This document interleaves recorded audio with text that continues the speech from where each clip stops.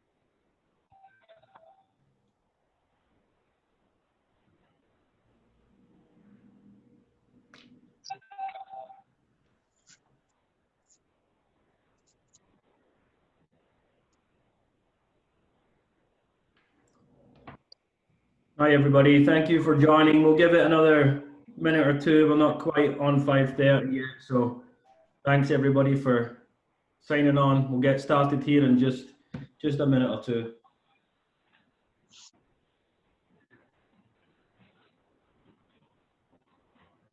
I'm assuming everybody can hear me, right? Good. I see some people nodding. Thank you. Can you guys also see the slide deck, the PowerPoint screen? Wonderful. Thank you so much.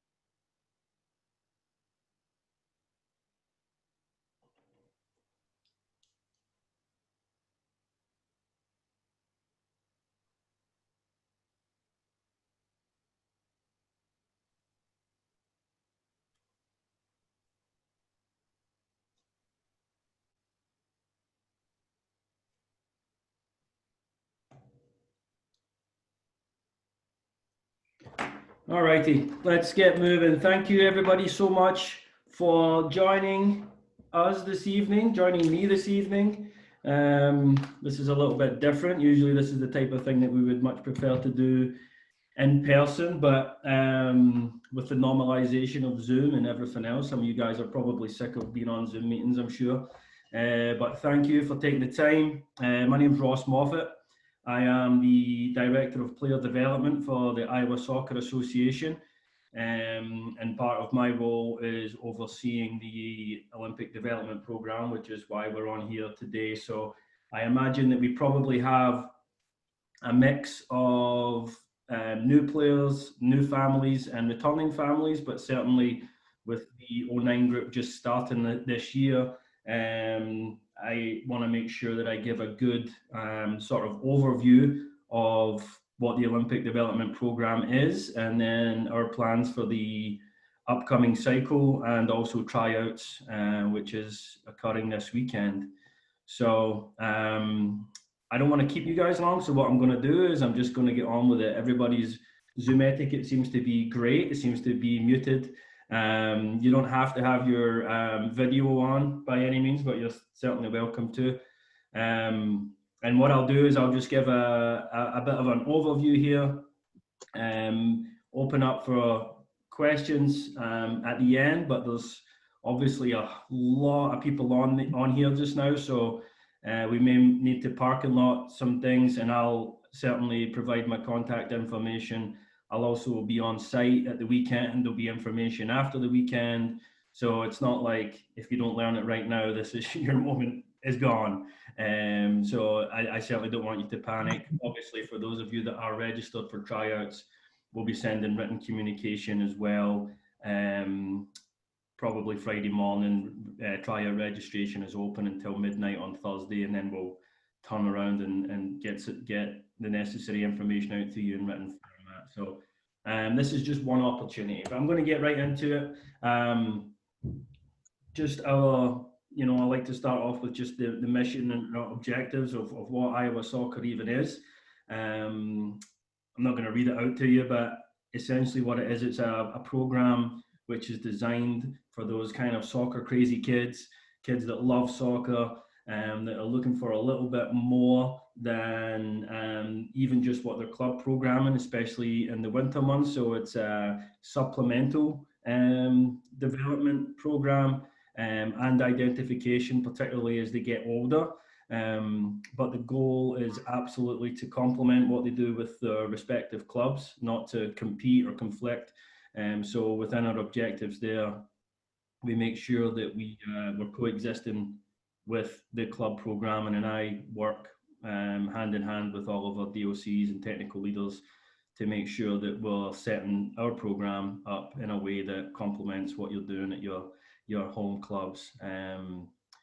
We do find that particularly in the winter, the players are welcoming even more opportunities, and so I'll dig a little bit deeper into what we actually do, but that's kind of our overarching mission and objectives for the program.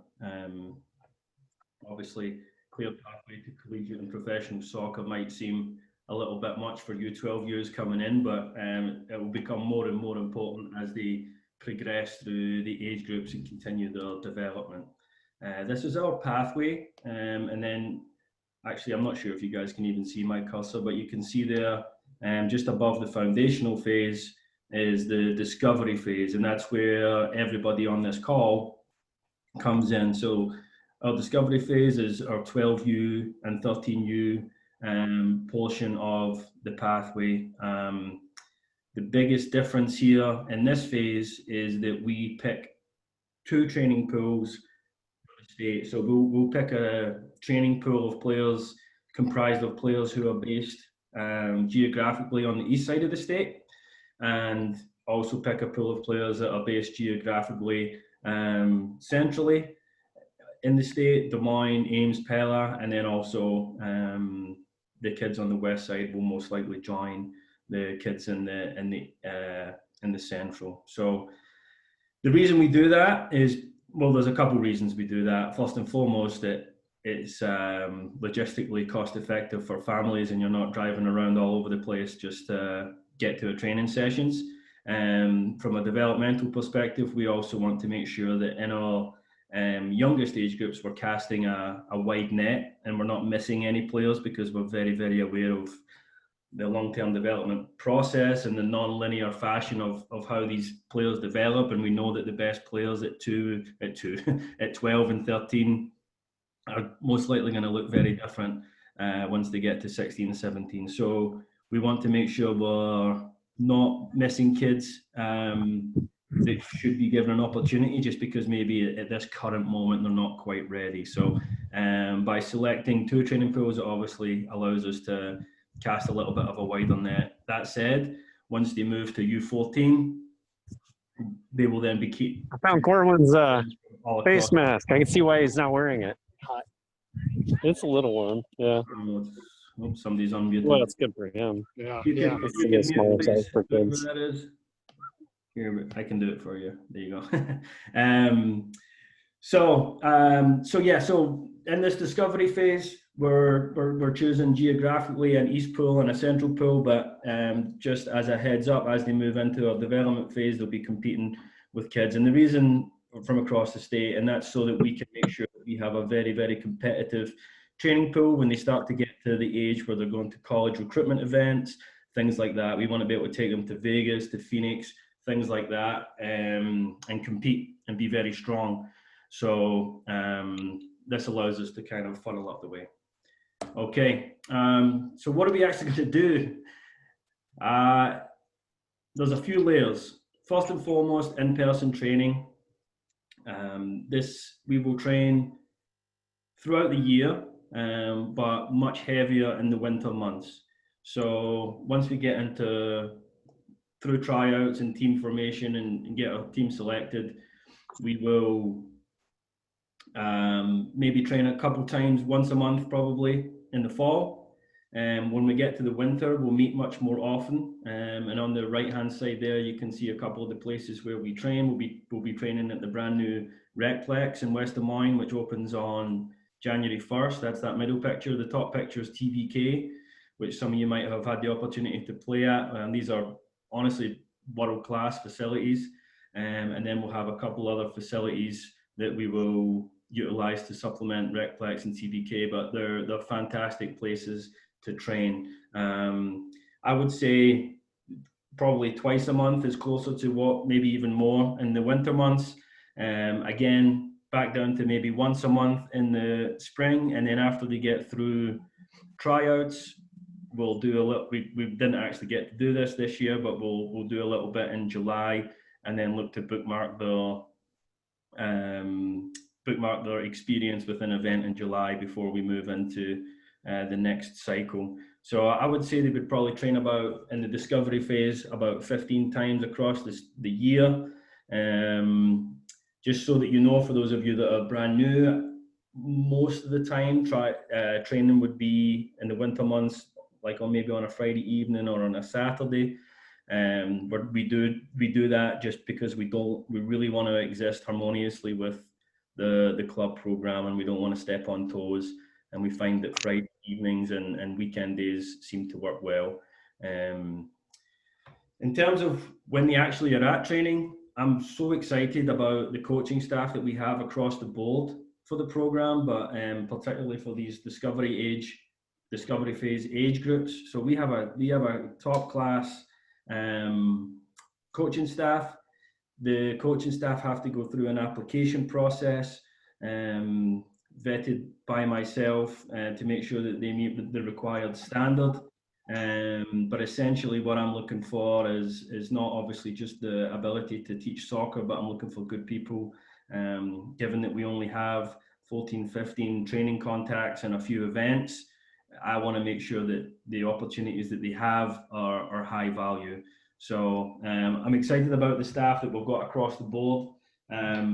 Actually, some of you are probably wondering, so I'll just tell you who those are right now so that we can just get that boxed off. So the U12 girls on the central side will have Lindsay Horner, who is the Drake University head coach. The East girls in that same age group will have Scott Lennon, who is a college coach at Hull College. The boys U12s will have Damien Corriere. He always takes our youngest boys ODP group, does an unbelievable job. And the U09 East boys will have Kurt Lewis, who's the DOC at Prairie Soccer Club, and a very, very strong coach. So we're excited about that. On the actually, some of the OH, a lot of them are going to keep the same coaching staff. So the O8 girls will have Ginger to see out your discovery phase. Same with the O8 boys. You'll have Jason White on the east side. The O8 girls on the east side will have Chris and Jenna again. Those will be familiar to you if you're returning players. And then on the girls' side, on the O8s, we'll have Jack Hartley, who is the new head coach at William Penn University. So, like I said, very, very strong coaching staff who are in it for the right reasons, invested in young people as well as players. So that's exciting. Okay, I'm going to keep pushing on here. Oh, actually, I'm not. I lied. In terms of what we do at training, this is where I get excited. So I'm going to make sure I keep this very short. I've got a couple nuggets there about how we actually approach training. It's my personal belief, and therefore I've tried to imprint this on the program, that when we get to the training field and they get to train with the other top players in their age group, that we need to utilize the opportunity to play in a very player-centered, game-oriented style. That's how we want them to learn the game. So when they get there, they'll be doing a lot of game-based training, a lot of competing with one another.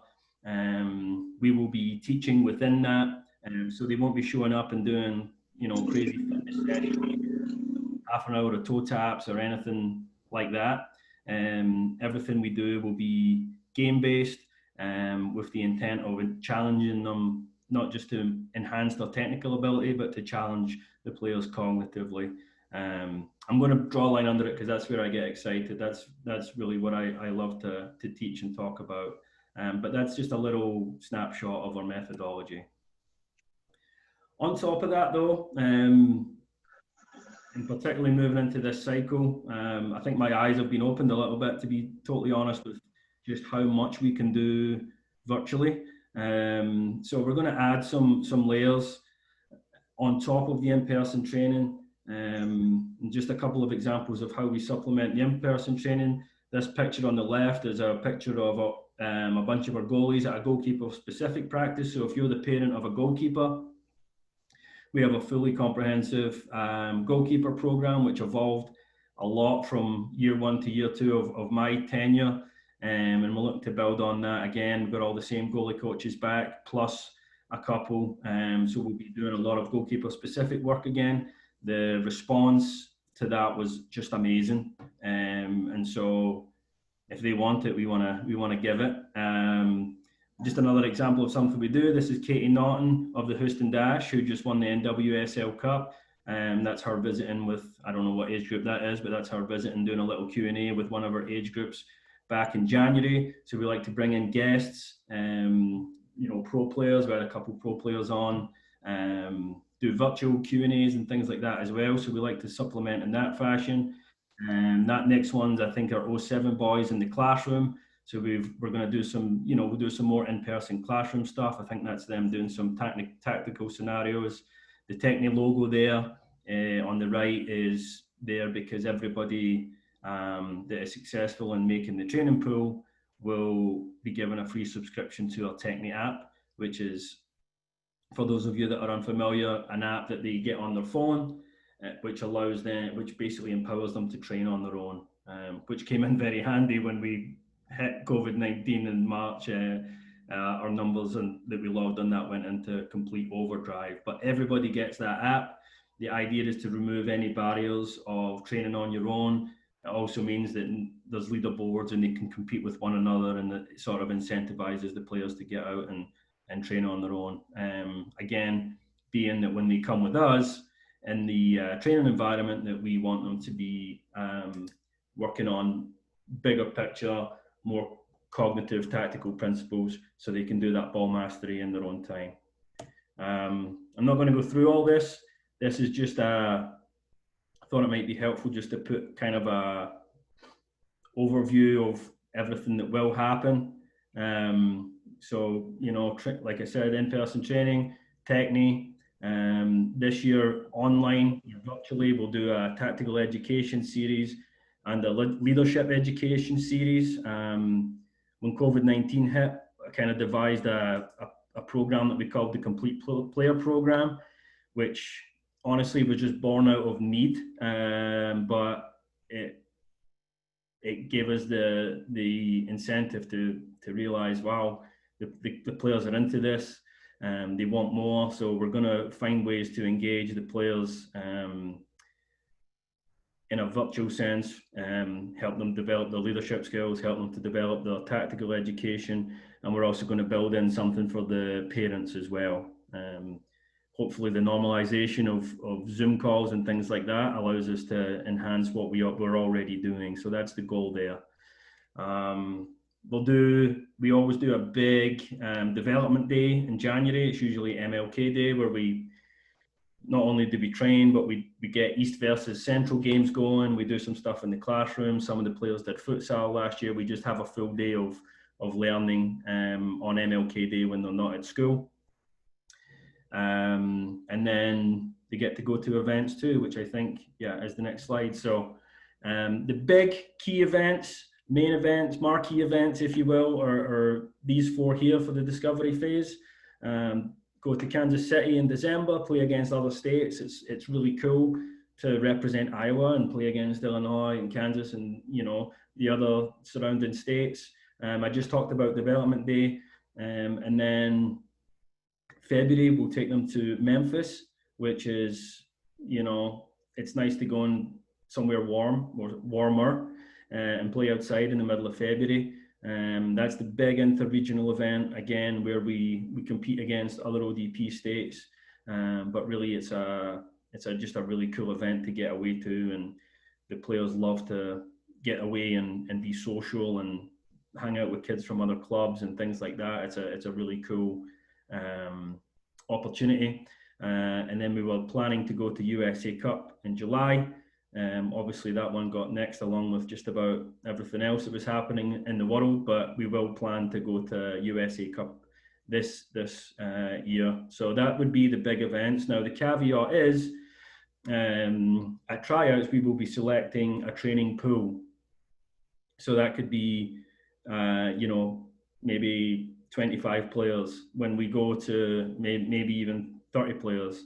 When we go to the event, we'll be selecting, for the 08s, we'll be selecting 18 players to go and represent Iowa for the event. So just if you get selected for the training pool, doesn't automatically get you your roster spot. We want to leave a little bit of room in there for performance, and we want the players to earn it a little bit and be incentivized. Now saying that, we also recognize that they're only 12 and 13, so we do try to make sure everybody gets an opportunity, but it's certainly not guaranteed. And again, as they get older, we want to make them feel the pinch a little bit more, and have them compete with their peers. So the good news is, you obviously, if you don't go to an event, if you're not available or you're not selected, you don't pay for the event. Our financial structure is set up so that you only pay for what you actually do. I'll talk about the costs involved here in a second, because I'm sure that's another big question. And then finally, development is absolutely, probably, particularly in this age group, development is our priority. But there is some identification opportunities built in. The 08s this year will be eligible for regional camp, which means that the best players from those U13 age groups will be selected to go represent Iowa at Midwest Regional Camp. Usually it's about 5 players from each age group. And then from there, those players can go represent Iowa. If they do well at camp, they can go represent the Midwest against the rest of the country, which is obviously pretty fantastic. And we had, I think, 6 players in all, but these two on the right here, Sophia Bush and Reese Ward, they're players that went through the whole pathway and ended up playing for the ODP national team, which is really, really cool, obviously. Again, that's a lot from 12U, 13U, but I just want to, it's more about showing you how the pathway progresses as opposed to something you have to worry about right now. But it is pretty cool, and we do have players that have come through our pathway and went on to play professionally and are playing professionally right now.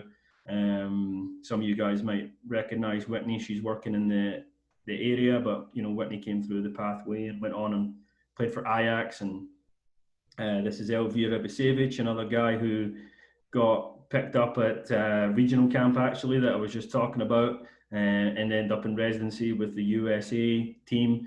And then this is actually him wearing his Bosnia jersey when he represented the full international Bosnia team against the US, which again is pretty cool. He just played for the new Omaha Union, his first game the other day. And then finally on the right, Meg Brandt, or you know, a more recent graduate that's playing professionally. She just in the last summer got, or not even last summer, just a couple of months ago, got drafted to play for the Houston Dash. So obviously, I'm not saying that you're going to go play, your children, your sons and daughters are going to play that level, but just wanted to showcase some examples of players that did. Now below that, or maybe that's not the right term, but just after that, there's countless players that come through the ODP pathway and then move into college environments, and very high level college environments. And that's not because of ODP or anything like that. I would never credit that. Obviously, it's the players, but a lot of them were afforded opportunities to be noticed because they were in that ODP pathway. So yeah, tryouts is this weekend. You guys know that, I think, hopefully. If you aren't registered, registration is open until Thursday at midnight. We will accept walk-ups as well, but obviously with everything going on, if we can get everybody registered online, it helps. It helps massively. I'll give you a quick snapshot of what happens at tryouts. It's pretty straightforward. You're gonna come. You're gonna check in at the desk, which will be set up by the concession stand. Because of COVID-19, we're going to probably have several desks, and then you'll just go to the one that corresponds with your last name. And after that, the players will just go with the coaching staff. They'll be evaluated by the coaches that they're going to be working with, along with some others, just to help us make sure we're managing everything. And they'll go play for a couple hours, and really they will just play. We don't try and teach a complicated training session or anything like that. That's for down the road at this juncture, and the kids will most likely be happy, but at this juncture they'll go play and they'll be evaluated, and that's literally going to be it for the weekend. After that, I will regroup with the evaluating staff. We'll get our training pools selected, and they will turn that round, and then on September 2nd, you'll get an email communication to your email that you use to register, which essentially will say you've been successful in making the training pool, or you have not been successful in making the training pool. Simple as that. And you can obviously still decide that if you don't want to do it, that's absolutely fine too. In terms of cost, training pool fee is for the entire year is only $200. Which I think is really good value. I don't know if the executive director, when we finally get the budget done, maybe it'll go up slightly, but if it goes up, it'll be like 210. It will be very, very close to $200 if it goes up at all. The other thing for everybody is that we have to move into a new uniform this year. You probably, those of you that do club soccer know that they like to keep everything on a 2-year cycle, and unfortunately we're at the end of a 2-year cycle, so we will also need to purchase uniforms. I did a little bit of math. I think it's going to come out to about $106 We tried to keep it as cost effective as possible. So we just have the 2 jerseys, 1 pair of shorts, 1 pair of socks, and then our game uniform also duplicates as our training attire, which is good just to get more use out of the uniform, but also it's good for easy identification when we have a bunch of new players coming in. So so you want to build that in, and then as I said, for the events that you take part in, you'll pay for those as you go. Usually about 130 maybe for an event. I think Memphis should have had these figures for you, but I want to say Memphis was a little bit higher. Maybe more like 180 for that one because it's an extra day. So, and obviously you need to think about hotels and all that kind of thing as well. But I want to be fully transparent on all those costs. So $200 training pool fee, uniform this year, and then whatever events that you are selected for and decide to participate in. I'm very biased, but I think it's good value. So training schedules there, and then the new thing, the new normal that we're going to deal with this year is the social distancing piece. So we're going to be very aware of that at tryouts. August 8th will actually be our first day that Iowa Soccer's moved to phase 4 of return to play.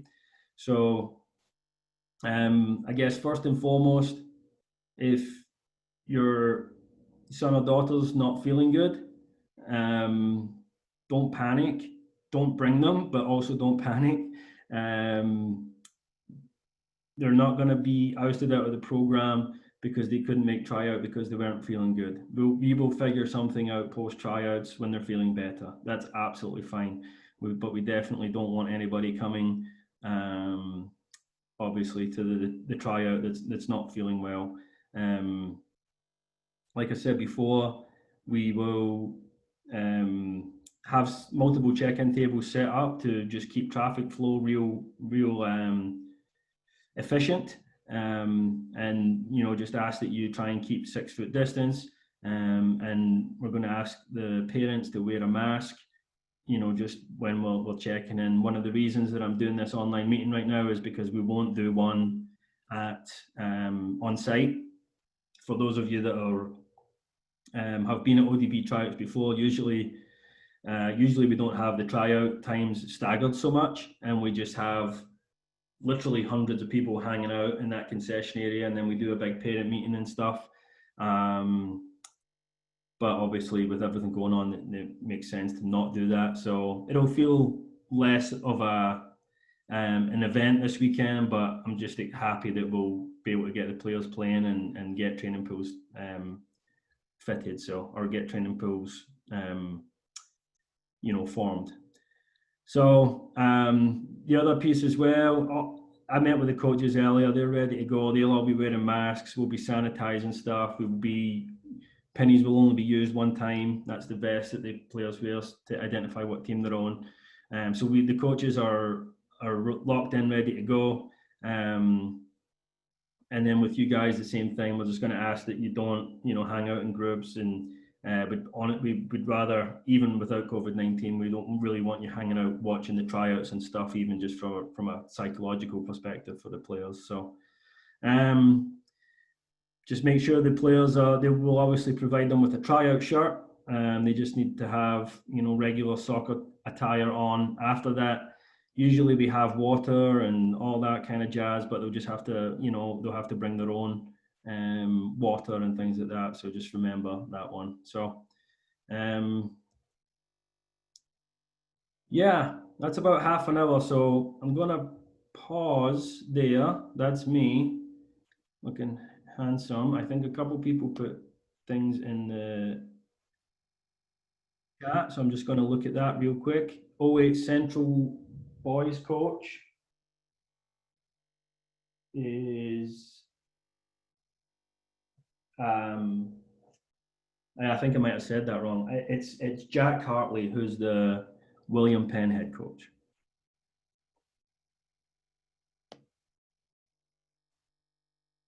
And this will be his first year working in the ODP program, but excited to get him on board. He will be assisted as well by Paul Ledsham and Yuri Dos Santos, and all of those are the coaching staff over at William Penn. All really, really great guys, high energy, so excited about those guys. I'm not really sure the best way to field questions, but I think it might be to just put them in the chat box, otherwise it could get kind of chaotic. If you do have a question and you want to throw it in the chat box, I'll be happy to do my best to answer it. '08 Girls Central coach is Ginger McGill, who coached them last year.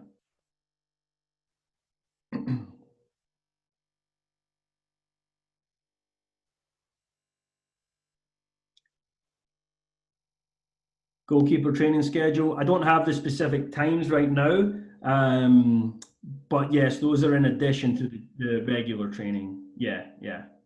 The goalkeeper training is separate.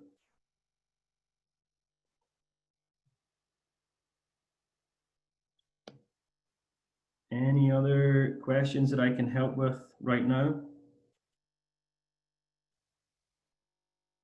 Goalkeepers at tryouts, that's another good question. Yes, we will have 2 goalkeeper staff on site to evaluate the goalkeepers on Saturday and Sunday. Sorry, I keep saying Saturday, forgetting that there's boys' families on here as well. We'll have 2 goalkeeper staff on site to work with the goalkeepers. And what we do is the first 30 minutes of the tryout is the goalkeepers in isolation, and then we integrate them into the team training so that we get both the technical reps and see how they function within a team setting. So, but yeah, that's a great question. Sometimes if we don't do goalkeeper specific stuff at the tryout and they end up on a good tryout team for whatever reason, and they don't get any action, it's tough to evaluate. So yeah, our goalkeeper staff will be there to look after the goalkeepers, but at some point we will integrate them in with the team as well.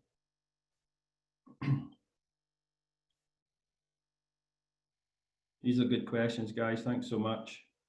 No specific tryout uniform required, just regular soccer stuff, and we will provide the tryout shot when you guys check in.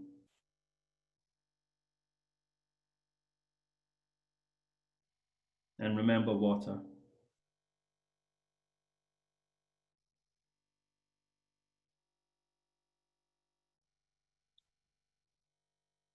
Should we plan to drop our player off for 2 hours and leave, or stay in the area? Honestly, just in the past, I would say stay, and I usually would engage the parents. But with everything going on, yeah, if you're comfortable, I would honestly just drop them off, and you can, I don't know, go to Starbucks, go shopping, do something, and come back. I think that's yeah. You're not there's nothing that you're going to be doing during that time, and we don't really want you hanging out on the sidelines watching the tryout either. So. Best way to confirm that you're registered for tryout, just shoot me an email. My email should be on the screen right now, hopefully, and I can double check that you're in the database. And if you get there and you're not for some reason, it's fine. We'll figure that out too. No additional cost for goalkeepers. They do get the additional training sessions, but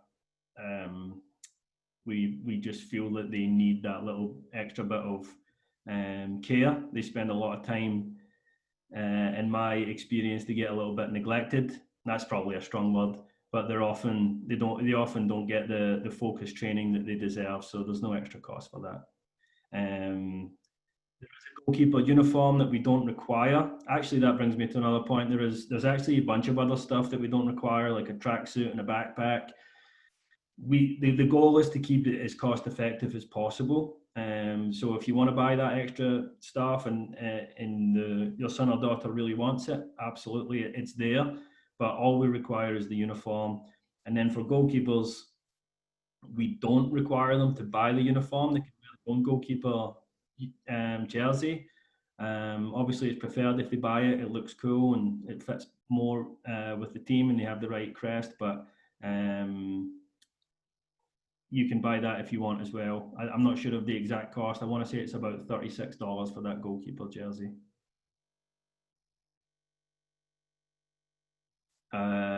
When will makeup sessions take place? I'm not sure. I'm not sure what you mean on that question.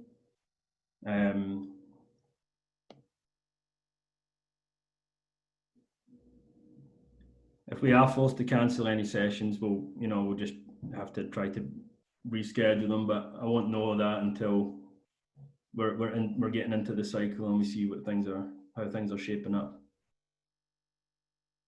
Oh, maybe makeup sessions for tryouts is maybe the question is. Yeah. So if you're oh yeah, sorry, Kurt. Thank you. Yeah, if you cannot make tryouts, Kurt, also, I would just shoot me a message as well. We will not always have an actual makeup tryout. We might have one for the 2009 girls because there does seem to be more than a handful of players that want to be involved but are absent. In some age groups, we will just bring them into the first training session. In other instances, particularly with the older players, if we have a good historical knowledge of the player, we can sometimes forego a formal tryout. So I don't have a concrete answer. We might not necessarily have a actual makeup. We'll just go on a case by case basis, depending on the needs of the age group. So if you just shoot me a message, I actually have a form for players that want to be involved but cannot attend this weekend. And then on the back end, those tryouts, I will reach out and get that organised. Goalkeepers, if you're sure that you're going to be a full-time goalkeeper, you only need to buy the goalkeeper uniform. You don't need to buy the field uniform. Thanks, Timothy. These are good questions. Okay. Well, my email is on the screen right now. I will be on site, obviously, at the weekend. We can connect anytime in person. But for right now, I'm going to draw a line under it, let you get on with the evening. It looks like the sun came out, so let you go enjoy the beautiful evening. And I want to extend a sincere thank you for carving out 40 minutes to learn a little bit. Welcome back if you're returning. Welcome to Iowa ODP if you are arriving, I guess, or you're incoming. But I really appreciate it, and I'll look forward to seeing you guys and your sons and daughters in person this weekend. Yeah, Pamela, just the goalkeeper. We'll organise that at the fields. The whole group will start together. Actually, you're on my screen right now. I can see. Yeah, we'll start with the whole group together. Then we'll have the goalkeeper staff separate them. Yeah, we'll organise that at the time. Thanks, Pamela. Thanks so much, you guys. Thank you.